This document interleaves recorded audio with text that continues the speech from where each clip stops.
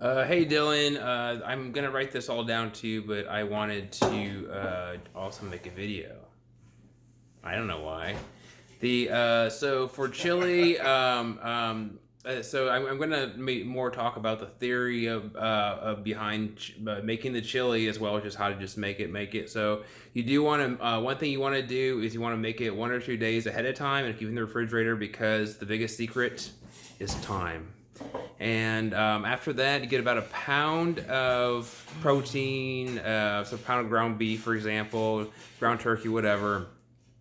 You saute that so over kind of medium heat, and I just kind of make everything just all in the same pot. So you start sauteing that. You get one big yellow onion. You cut that all up, however much you want. You throw that in there, and you saute that until it's nice and kind of translucent. You also want to add your dry spices here. So probably the simplest thing would just be chili powder, but you can also do paprika, cumin, cinnamon if you want to get crazy.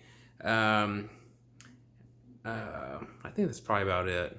But anyways, you would just want to add your dry spices there. The reason is because the oil will draw out lots of flavor from those dry spices. And then chop up a clove or two of garlic, or just add some garlic to it. The garlic will not saute very long, or else it'll burn. So you want to probably add that last. After everything is good and sauteed, the onions are kind of translucent. So you want to add 2 cans of beans, whichever kind of beans you want. You get chili beans, black beans, garbanzo beans, whatever kind of beans you want. 2 cans of beans, 2 cans of diced tomato, 1 can of tomato sauce, like tons of tomato sauce. Sorry, I'm going through everything. And then maybe about a cup or so of broth, or stock. Sorry, some veggie stock or some beef stock, depending on what kind of chili you're making. And then 1 little can of tomato paste. So here's like something like this. It's gonna be a funny shaped can.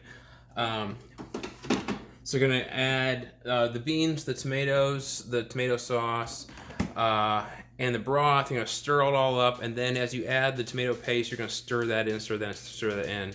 And then the last thing you're going to add is oregano, and I would use, oh geez, I mean, don't be shy about it. Maybe a couple heaping tablespoons of oregano.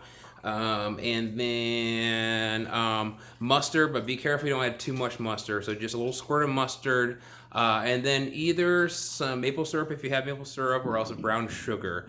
And maybe, oh geez, I would even honestly do a 1/4 cup of that. And then you let it all kind of simmer and stew. Kind of bring it to a boil. So you might want to turn it up from medium heat, maybe a little medium high. When it starts boiling, turn it down to low or simmer. Cover it and let it kind of simmer there for maybe half an hour or something like that. Then let it turn off the heat, let it cool down completely. Put it in your refrigerator for a day or two, and then when you bring it back out before you take it to your chili cook-off, make sure that it's good and warmed up, and then put it into your crock pot or whatever. Right, and I'll write all this down. So, yeah. I'm also going to watch this video. I wonder what all be with my nose hair. Alright, love you, bye.